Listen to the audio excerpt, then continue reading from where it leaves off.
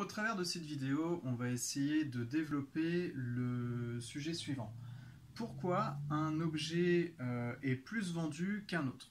Alors pour s'intéresser à ça, en fait, on va principalement parler du cycle de vie d'un produit.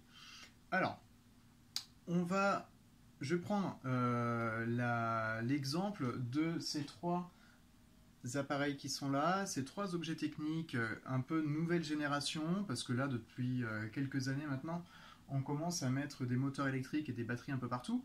Donc on va s'occuper du skateboard électrique, de la trottinette électrique et du monoroues électrique. Voir pourquoi, et on voit beaucoup de trottinettes électriques en ce moment et très peu de monoroues électriques. Alors, déjà, je vais vous montrer un petit graphique, là, je ne sais pas où je vais le mettre dans la vidéo, peut-être devant moi, mais voilà, déjà, concernant ce graphique, on va voir en fait que lorsque l'on lance un produit sur le marché, il y a plusieurs types de phases. La première phase, c'est le lancement, c'est-à-dire qu'on va mettre sur le marché le produit.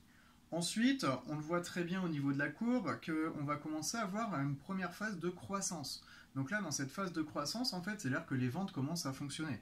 Donc on commence à vendre du produit, ça marche plutôt bien. Ensuite, nous avons la phase de maturité. La phase de maturité, c'est là où il y a un gros nombre de ventes, c'est-à-dire que là, on vend vraiment pas mal.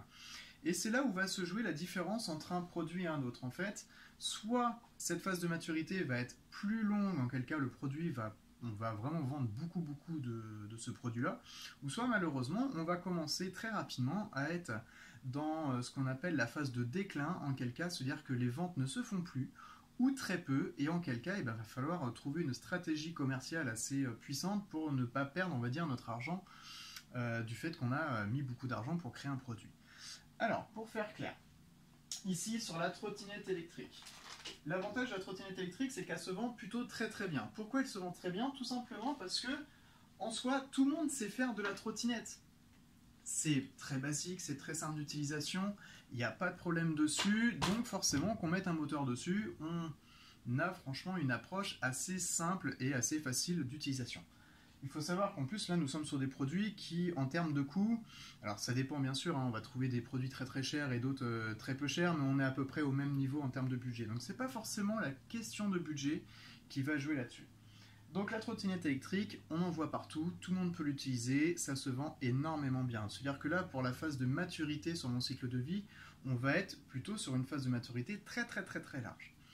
Ensuite vient un deuxième objet qu'on voit très peu, mais qui commence un peu à venir, c'est le skateboard électrique. Alors le skateboard électrique, pour l'instant on le voit très peu, mais je pense que pour moi ça peut être le second dans ce classement-là par rapport aux trois objets. Surtout pour les personnes qui savent faire déjà du skateboard. Forcément, pour une trottinette, tout le monde ne sait pas faire du skateboard. Donc, les personnes qui savent faire du skateboard peuvent s'intéresser plus au skateboard électrique. Donc ça, c'est plutôt aussi l'avantage par rapport à ça. Et enfin, le troisième dans mon classement, ça va être le monoroues électrique. Alors là, ce monoroues électrique, alors il faut savoir que moi personnellement, vous avez peut-être dû me voir dans la salle pour mes élèves qui regardent la vidéo, c'est un peu laborieux, je me retiens aussi aux tables, au bureau, au mur, voilà, c'est pas forcément simple d'utilisation. Donc il faut se dire que lorsqu'on achète un appareil, un monocycle comme ça électrique, il faudra un temps d'adaptation. Donc il ne faut pas avoir peur non plus de se lancer, de chuter, de tomber, de voir notre appareil rayer assez rapidement. Mais malheureusement, c'est peut-être aussi un peu pour ça qu'on n'en voit pas non plus à tous les coins de rue de ce type d'appareil. Alors, j'ai regardé plusieurs forums, plusieurs sites internet, et on dit qu'au bout de 2 heures de pratique, on arrive déjà à peu près à dompter la bête. Il suffit de trouver son équilibre. Je veux bien les croire, peut-être qu'un jour j'y arriverai, mais je pense que le gros problème du monoroues électrique, c'est que déjà le monoroue non électrique à la base était peut-être un peu plus ciblé pour les domaines artistiques du cirque. C'est peut-être aussi pour ça que très peu de personnes déjà s'aventurent à l'acheter. Et dans un deuxième point, avec la puissance du moteur, même au plus bas, c'est pas forcément simple de trouver sa stabilité. Donc, pour moi, dans le classement, c'est pour ça que nous avons la trottinette qui a une plus large, on va dire, courbe de maturité. Ensuite, le skateboard électrique, qui je pense peut se démocratiser de plus en plus. Mais malheureusement, pour le monoroues, du fait que ça soit pas forcément simple à pratiquer dès le départ, on va forcément avoir une courbe de maturité un peu plus courte. Bon, L'avantage de cette marque-là que j'ai là, c'est la marque Segway. Ce sont ceux qui ont fait les gyropodes. Vous savez, le système avec deux roues et un bras où on a juste à s'avancer ou reculer pour pouvoir évoluer comme ça sur une route. Donc, pour faire bref, on appelle le cycle de vie économique d'un objet l'évolution de ses ventes dans le temps. D'accord? Il y a franchement l'échelle du temps.